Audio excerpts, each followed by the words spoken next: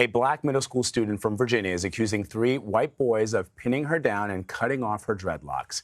Makia Turner from our DC affiliate WUSA spoke with the girl and her family. Where were administrators? Where were anybody to protect her from this heinous crime? I didn't answer. I kept walking, and then I heard Empire. So I turned around and I said, "Did you just say to me?" And I see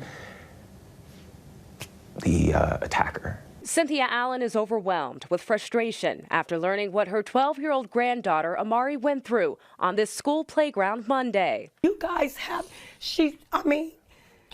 Amari is a 6th grader at the private Emmanuel Christian School in Springfield, Virginia. He said, "This MAGA country," punches me right in the face.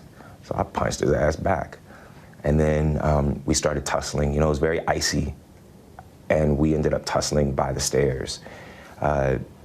All 3 were around me, and then one of them put my hands behind my back, one of them covered my mouth. All while she says a 3rd student pulled out scissors, then cut her hair. Her lengthy dreadlocks now hanging unevenly. So I picked up the phone and I said, "Brandon," and he's like, "What's going on?" And I said, "I was just jumped." And then I look down and I see that there's a rope around my neck. The perpetrators set the sanctuary ablaze and left a spray-painted message on the exterior of the worship home, "Vote Trump." Police arrested a man in the burning of a historically black church in Greenville. Police arrested Andrew McClinton for arson today. The bishop told us McClinton is a member of the Hopewell Missionary Baptist Church. Investigators believe he also spray-painted "Vote Trump" on the side of the church building. And in Bean Blossom, Indiana, Heil Trump, a swastika and an anti-gay slur spray-painted on St. David's Episcopal Church.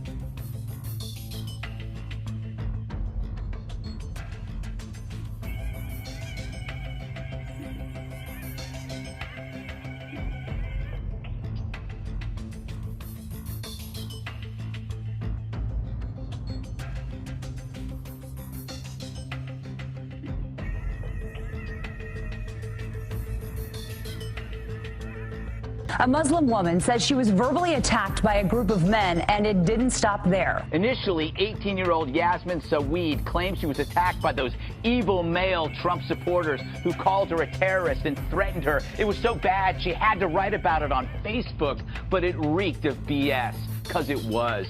Someone scrawled anti-Semitic graffiti on the campus of Nassau Community College. It has happened several times in the past 2 months. And they say a student is responsible. That student tells police that he did it because he felt he was being harassed. 20-year-old Jaskarat Sani was arrested yesterday after he was caught drawing swastikas on the exterior of H building and then KKK on F building. She said that apparently someone had come into the bathroom earlier that night and wrote a racist slur on the wall, which said, "I'm going to kill on," and then they listed 3 group members. Police say Arthur was interviewed after it happened the first time. Then yesterday, more graffiti was found. Arthur was arrested on campus for both crimes. He was friends with students of color. The person themselves was a person of color, mixed, and people are shocked. Breaking news in the investigation into threats against Jewish centers. A man has now been arrested in St. Louis. Let's go over to Bryn Gingras. She's got much more on this. So, Bryn, what do you know about this?